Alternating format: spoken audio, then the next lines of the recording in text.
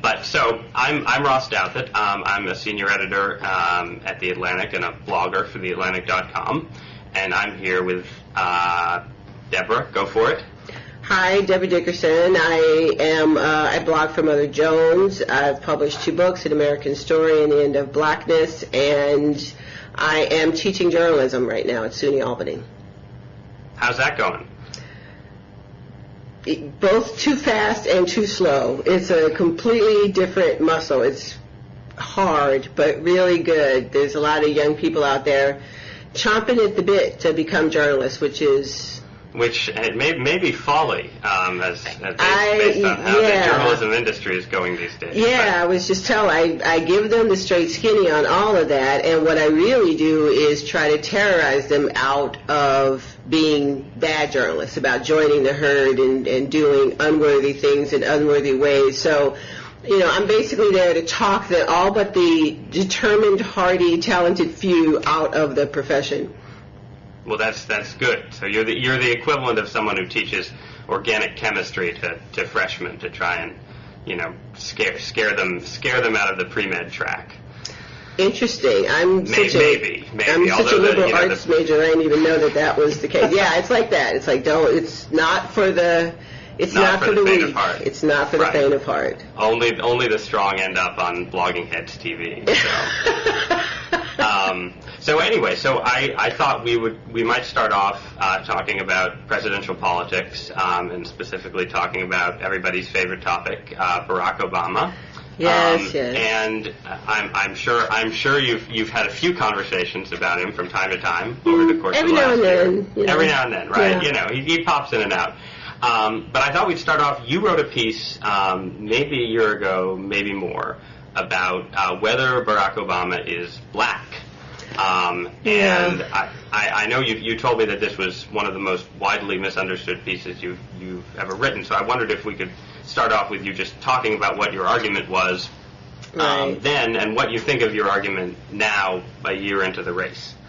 Well, I think it's one of the most widely misunderstood articles that anyone has ever written, and it was such a firestorm, and I thought the critiques, which were barely critiques, were so unworthy that I sort of wrote it off, and then I found that really smart people that I look up to had misunderstood the piece, which leads me to conclude that it's a topic that we're just still so knee-jerk about that people sort of lose the ability. They lose their literacy, and they couldn't even, they picked one sentence out of a 1,200-word essay. Basically what I said was that Barack Obama, would be the great black hope if he were actually black. I wrote this piece for Salon January a year ago. I'll never forget it. Oops, there was a Freudian slip. I'll never forgive it. That's what we're here for, catching them all on tape. Yeah, I'm sure Obama will never forgive me.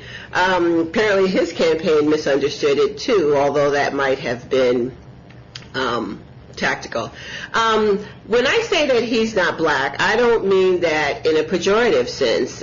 He's not descended from West African slaves, so how dare you? You're an Uncle Tom, you're a carpetbagger. That's absolutely not what I mean. What I'm critiquing is the narrowness of the construction of the term black. And my argument, and this is the argument of my second book, which is called The End of Blackness, that all black really means, the way we use it in this country, it means people who are descended from West African slaves and who have been on the receiving end of bigotry and Jim Crow and segregation and all those sorts of things.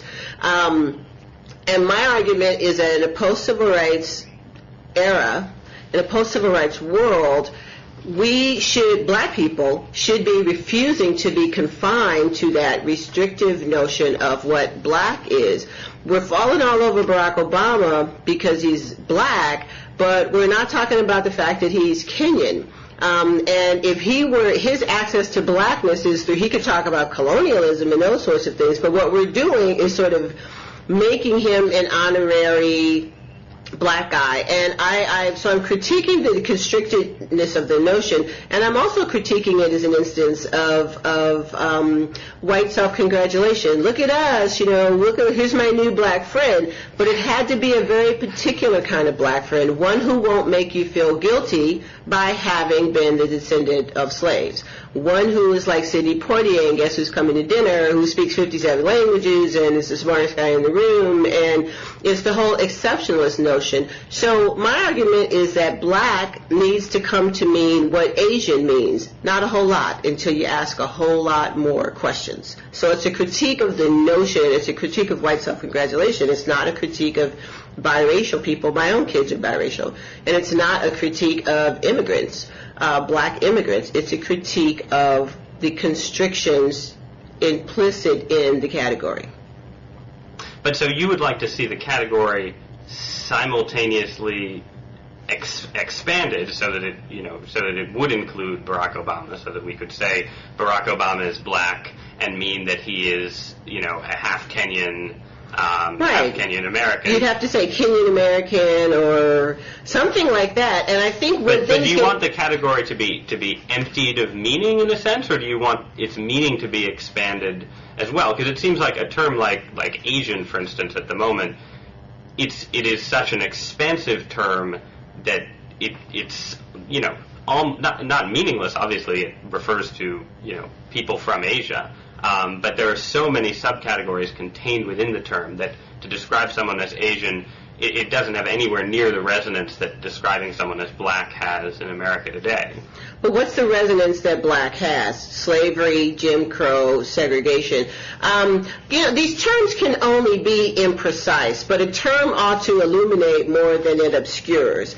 And when you have the I hate to use the word diversity, it's so overused, but when you have the diversity that we have in the black community, if you have to choose between a term freighted with the meaning of slavery and Jim Crow and a term like Asian that means I have to ask some more questions before I do anything with this designation, I'll take I have to ask more questions before I do anything with this designation. I mean, Asian is rightfully so expansive you can't do a lot with it. Asia is a big place. We're talking about, India all the way over to, China and Japan. And you got to ask some more questions. Are they Vietnamese? Are they Laotian? Are they Nepali? And it's a little hard to discriminate against people as a group when you're not sure who's in the group. You're discriminating against somebody because you think they're Korean and it turns out they're Laotian or whatever. So what about the fact of to assume that a Nigerian cab driver who comes here with a PhD in economics that he can't use in this country,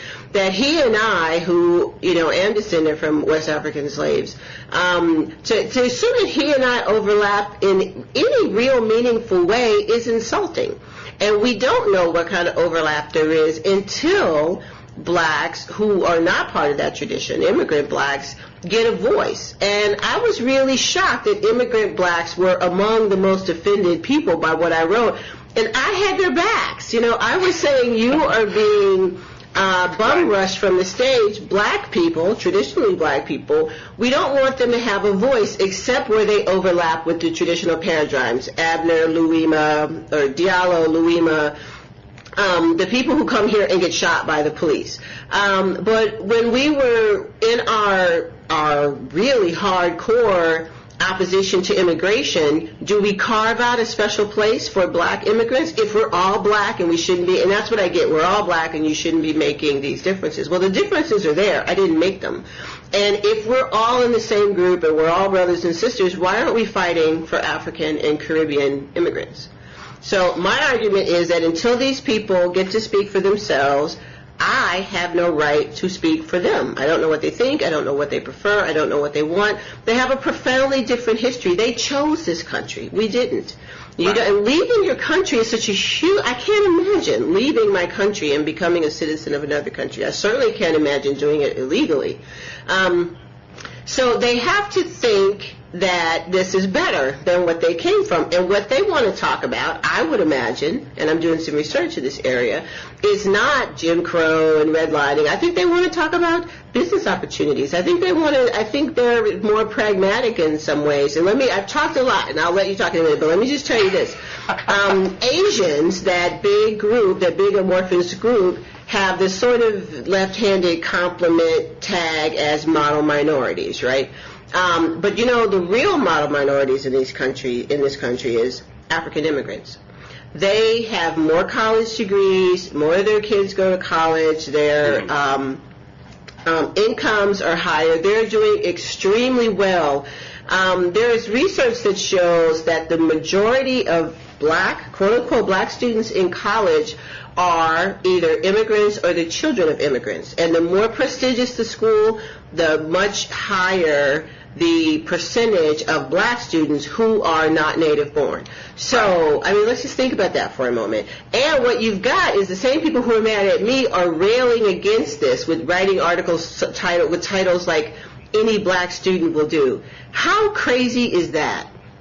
How crazy is it to have a problem to talk about the overrepresentation of non-native born black students in college? So, isn't part of the concern, and I'm not sure about this, but isn't part of the concern there that with college, America has a particular approach to blacks in higher education that's informed precisely by the Jim Crow redlining era. Isn't part of the complaint about the overrepresentation of African immigrants in college that they're essentially benefiting from affirmative action programs that are designed for the descendants of West African slaves? Is that... Well, I don't think we're taking the time to make these distinctions. First of all, it's African and Caribbean immigrants. They're doing much better, too. So there's a lot of things wrapped up in here. Why, if racism is so awful, why are these people able to come here and outperform native-born blacks who've been here for generations? Why can't we talk about that? And to me, it's just not at all an easy thing to say those programs were designed for the descendants of West African slaves. I don't think we ever said that. I think we said black.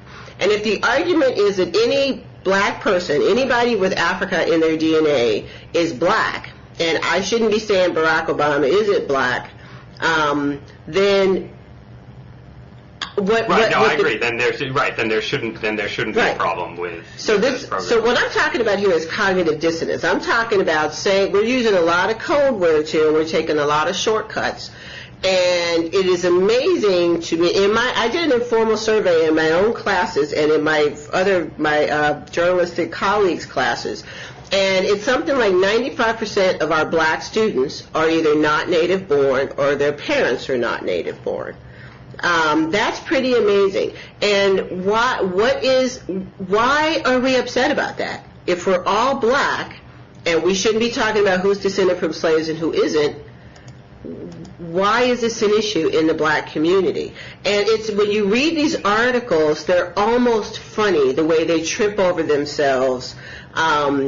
They'll use black in the same sentence, but in ways that completely negate. Black students are being left out while black students are taking all the places. What sense does that make? So what I'm talking about here is an existential issue. That's what my second book was about.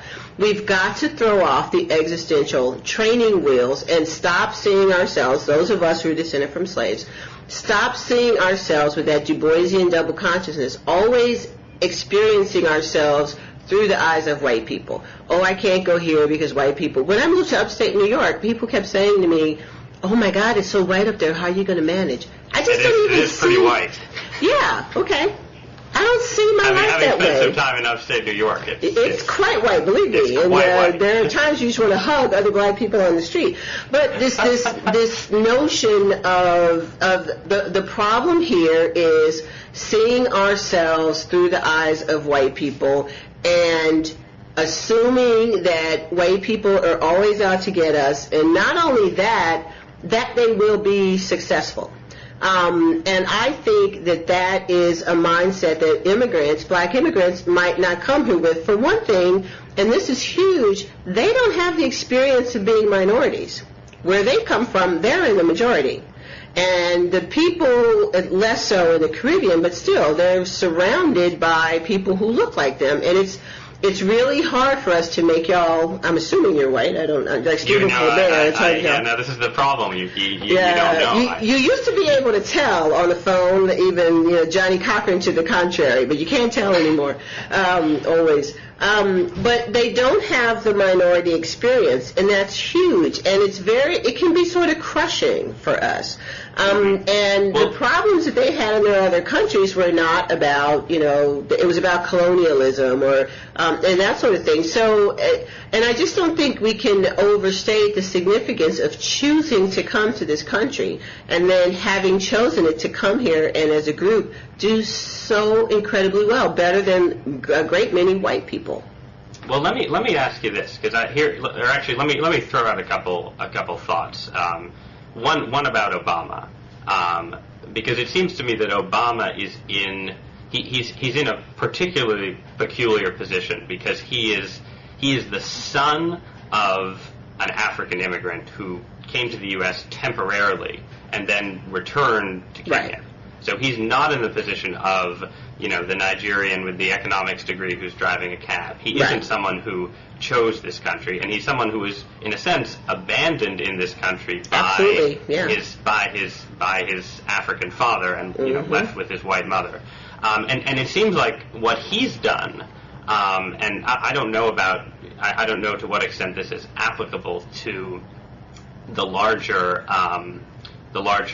African immigrant or Caribbean immigrant experience, but it seems to me that I think you can see this in Dreams from My Father, his memoir, because there is this incredibly powerful narrative of blackness in the United States, and obviously it's a narrative that's thick with horror and suffering and tragedy and slavery and segregation, but it's also a narrative that's thick with uplifting heroics, and fantastic cultural contributions and great heroes and so on. I think you can see in his life a yearning to identify himself with that narrative, with the narrative of native-born blacks, the descendants of West African slaves. Simultaneously, you can see in his presidential campaign a sort of step back from that and a step towards partially what I think you described accurately as the white desire to have the black candidate who moves us beyond race. And so a sort of attempt by Obama if you look at how he talked about race, especially before the whole Jeremiah Wright firestorm broke and he gave his big race speech and so on. If you look at how he talked about race before that and contrast it with the way that he talked about race in his memoir and sort of, his memoir is sort of about the pursuit of a racial identity, in a sense. His presidential campaign, at least up until the last couple months, has been about the pursuit of a post-racial identity. So there's that tension. And then on the white side, I feel like in the embrace of Obama, there's a tension. It's the double desire. It's the desire on the one hand to have Obama be a post-racial candidate who moves us beyond race, and we don't have to think about it anymore, and we don't have to feel guilty about it anymore. And at the same time, there's a tremendous identification with him as a black man. The desire to, as you said, have a black friend. But he's the guy who's moving us beyond race. But the reason we're so into the idea of him moving us beyond race is because he's an African American. Right. Well, that whole notion of moving beyond race I always get very curmudgeonly about it. We're not trying to move beyond race. We're trying to move beyond non-whiteness. Because white people don't have to transcend race, right? Even though white is a race. It's Asians, Hispanics, black people. It's us. So when we're talking about transcending race, I don't like to let stuff off the hook. We're not talking about transcending race. We're talking about transcending non-whiteness. And we're talking about, what's his name, who did the great book? Oh, Andrew Hacker. Andrew Hacker talks about being promoted, to white, and he was saying 10 or 15 years ago that Asians were on the verge of being promoted to white. So I have a problem with that whole. I think that in the conversation that black people are trying not to have about non-native born blacks, I think America is trying to not talk about whiteness, and there's an extent to which it's sort of like Obama's being forgiven for being black. And that's what I mean when I say it took a particular kind of black guy. Raheem Washington with the exact same resume, but with, two slave-descended parents would not be getting the same oratorical skills, this whole thing, dancing on Ellen and making jokes, would not be getting the same kind of love from white people. I think it was crucial that he not have the slave experience, and that he had the African father who not only abandoned him but abandoned America. I'll take it any way I can get it, and I think Obama is definitely moving us ahead light years. But this notion of I think, to get back to your actual question about his memoir, it was painful to me. Reading the profiles and reading his books about this quest for a racial identity, I have nothing but sympathy for blacks in his position who come here to this overwhelming, inescapable narrative that's not going to get to break down until black people stop fetishizing it so much. You can't have another conversation that immigrants want to have, I think, because it is so all-consuming. It's our original sin. It's our ongoing drama.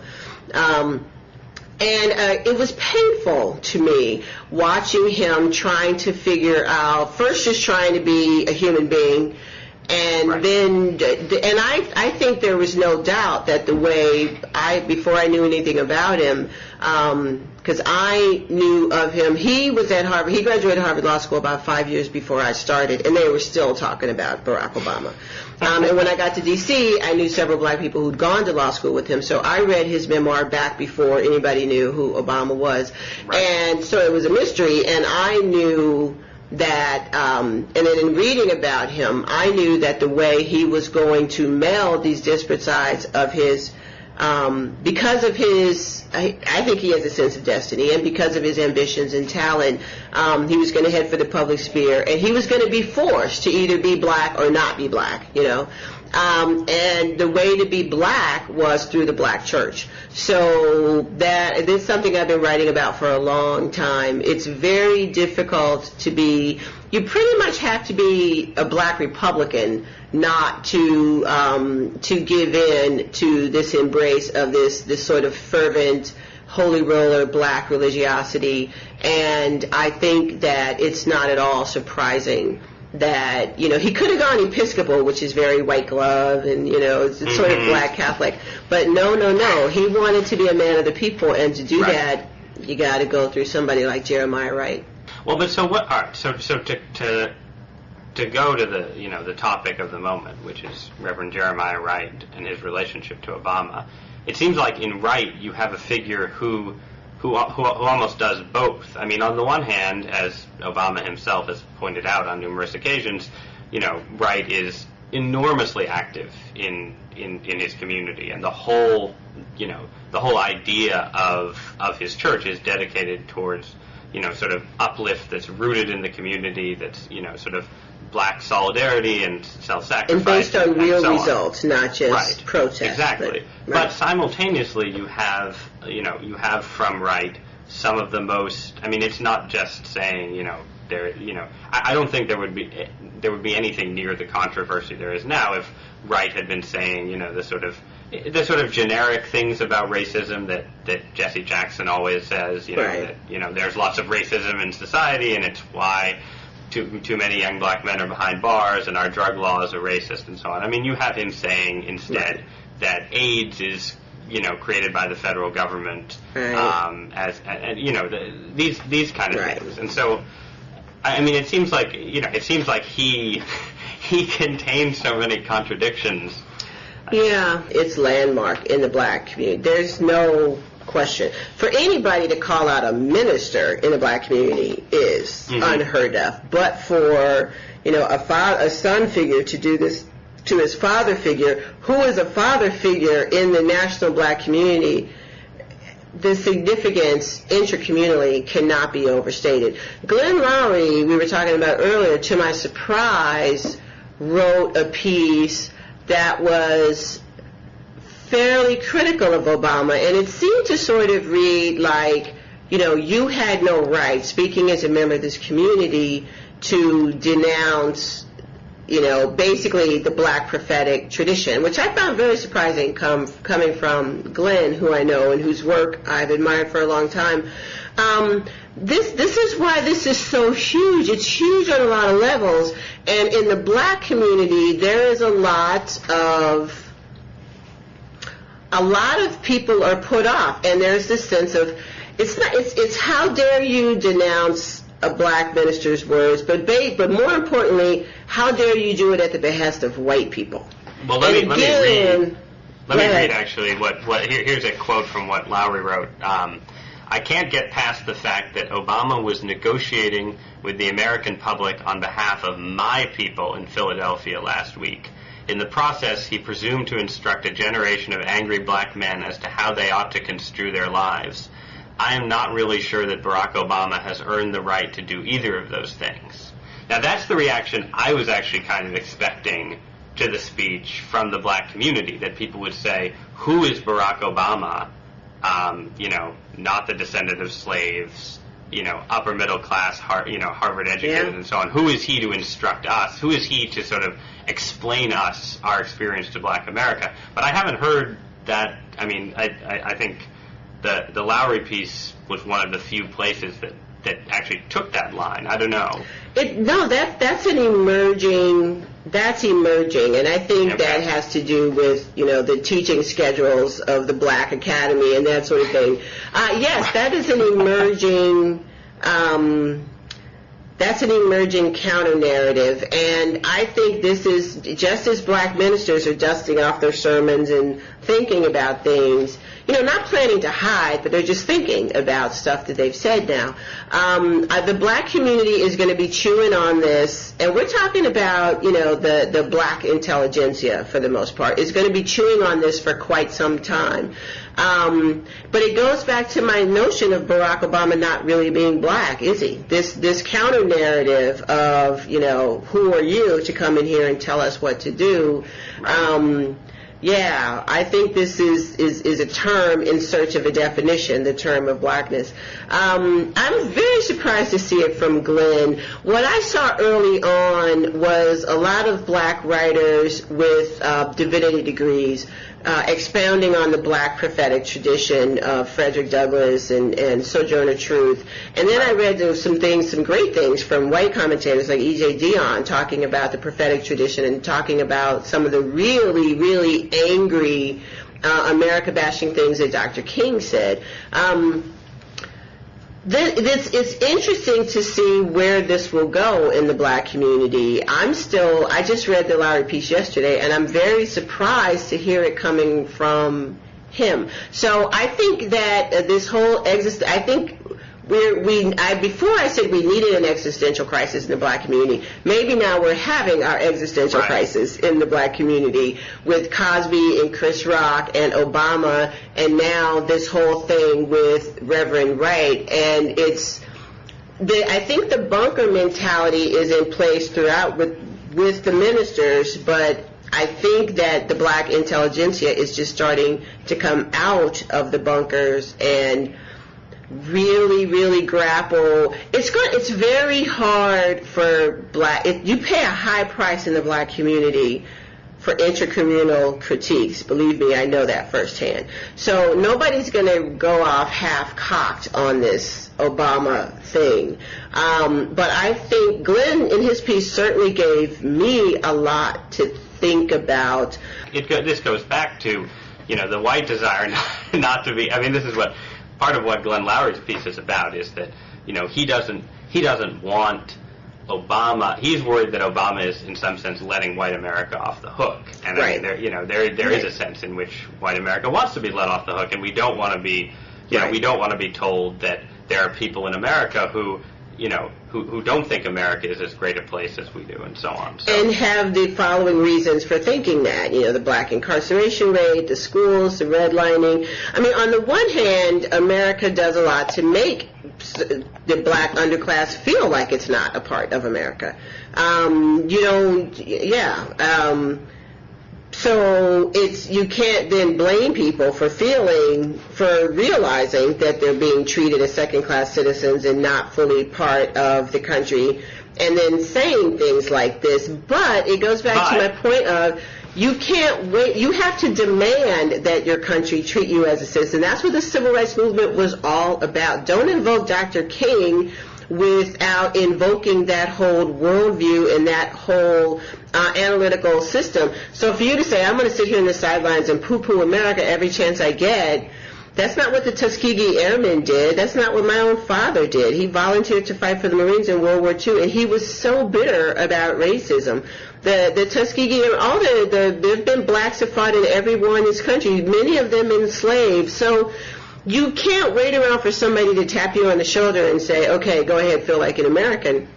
You have to feel like one, and you have to act like one. And if you're going to act like one, you don't say stuff like that. I think there's so much work that needs to be done psychologically and existentially before we can engage outside the community. I think there's so many wounds that need to be healed in the community before we're in a place to participate as equals in any sort of project aimed at, well, I think the first question black people have to ask themselves is, do we want reconciliation? Sometimes I think some of us don't. We just want war, we want our apology and our reparations, and we want you to give us the southern half of the United States and leave us alone. I'm not sure.